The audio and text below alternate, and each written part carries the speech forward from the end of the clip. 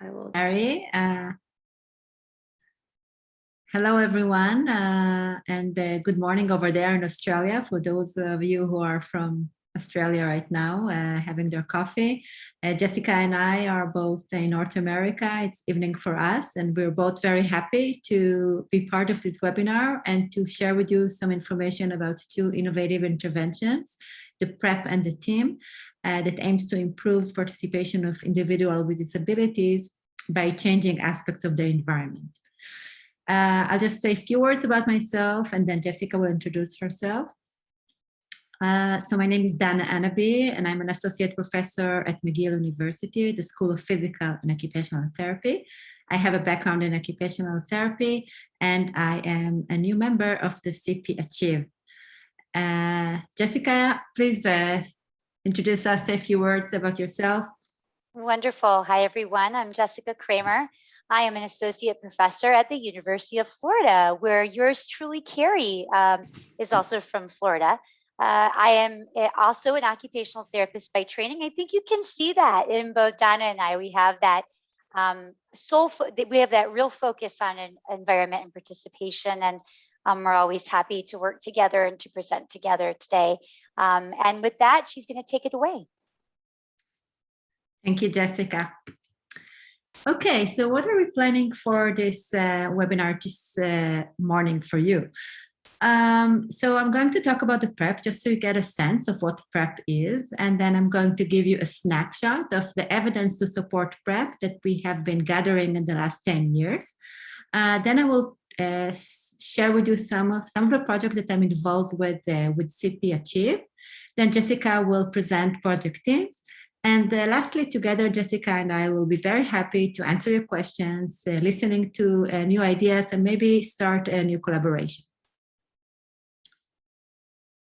Okay, so before I explain exactly what PrEP is, I'd like to make a general statement about the PrEP. So the PrEP, when we designed it to all individual with any type of disability, with any type of health conditions across the lifespan. So that means that PrEP is applicable to all ages. And PrEP can achieve and help people achieve their self-selected goals in any activity or type, and it can be applicable in many contexts, in the home, in the community, in the school, and even during COVID, a recent study that we're doing right now. I'm very happy to say that the PrEP has been globally endorsed by many countries, including in Australia, in a project that we're doing these days. So more specific about the PrEP itself. So the PrEP is a 12-week client-centered intervention that aims to remove environmental barriers and build on support surrounding the youth and the family. So in this intervention, the therapists meet with the youth and the family at their home or through a video conference. And together they choose 3 participation goals that the youth would like to participate yet find difficult. Then together they start some kind of a brainstorming session, trying to map up a plan and understand what are the barriers and facilitators to those specific goals that were chosen. Together they devise an action plan, trying to come up with solution-based strategies for each identified barrier and also to build on existing support. The idea is to help youth and their family become self-advocators and problem solvers.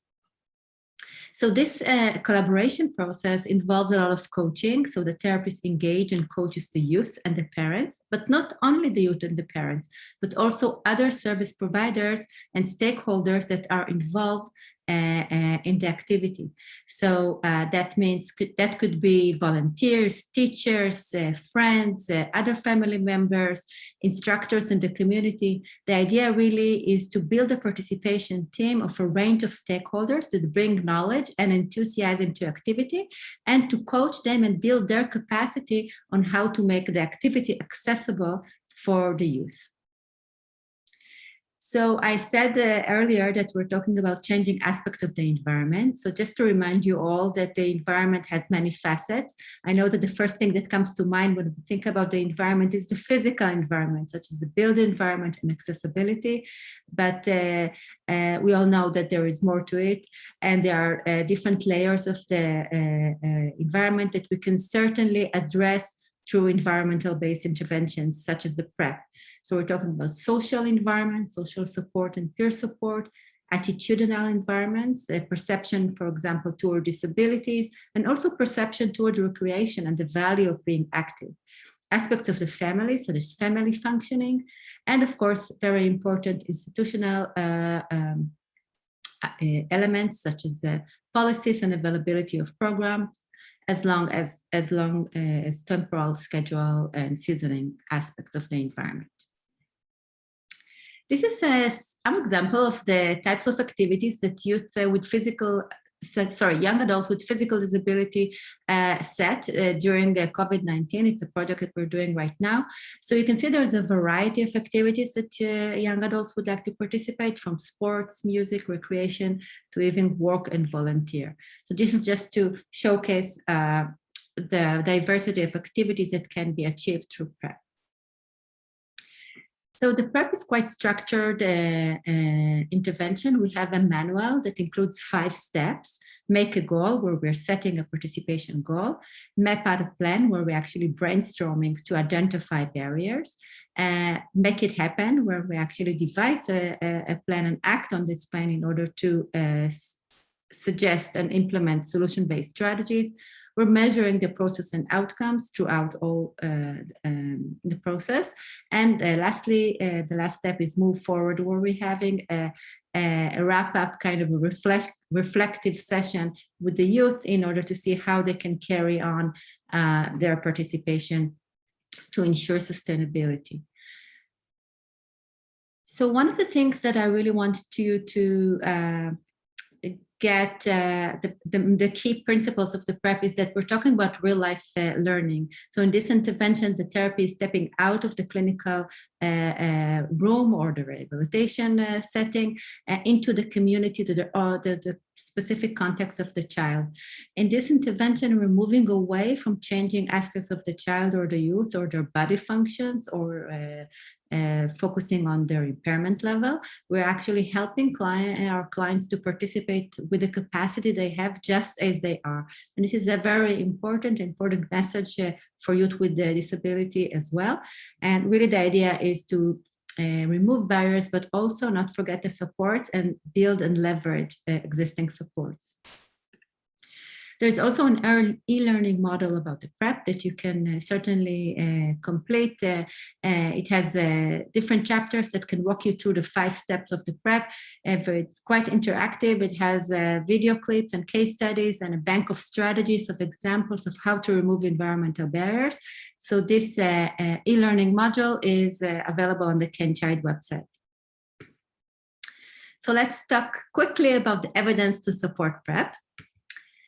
So the first study that we did was quite a large study of more than 100 participation goals. And we found that through the PrEP, by changing aspects of the environment, youth were able to improve their level of participation on average, and they were able to sustain that level of participation.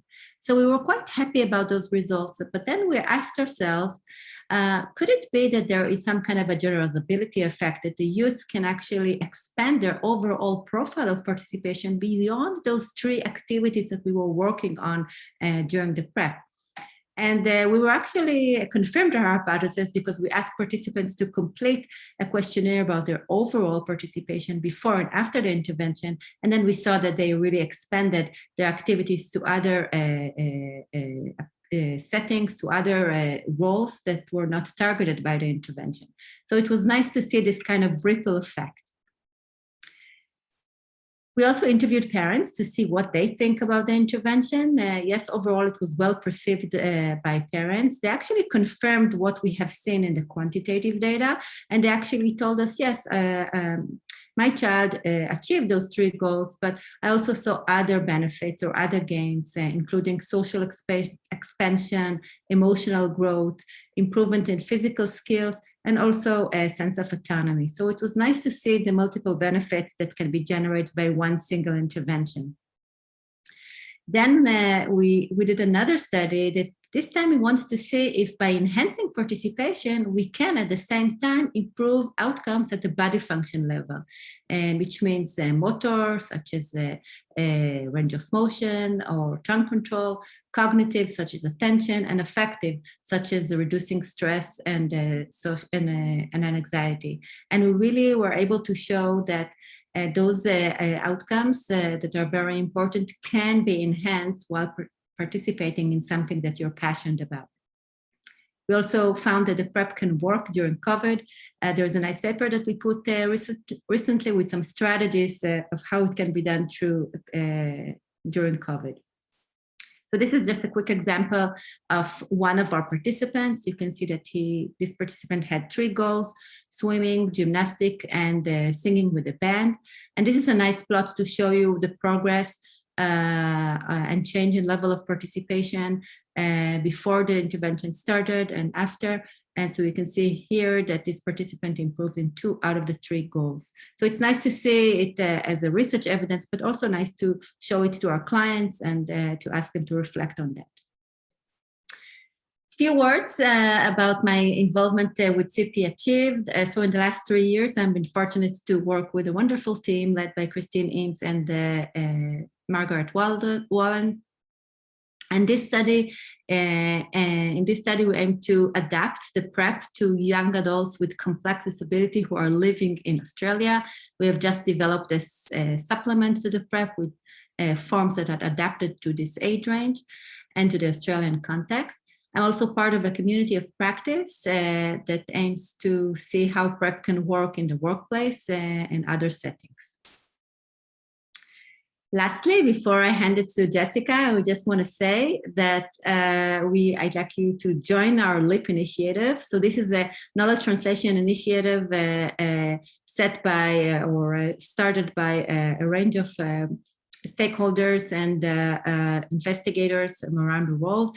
And what we really aim to do with this initiative is to move evidence about participation, such as the project team or PrEP or any kind of intervention or assessment that speaks to participation into clinical practice. So we have developed some kind of a roadmap that can help you and guide you in the process of implementing and making a change in practice toward a focus on participation.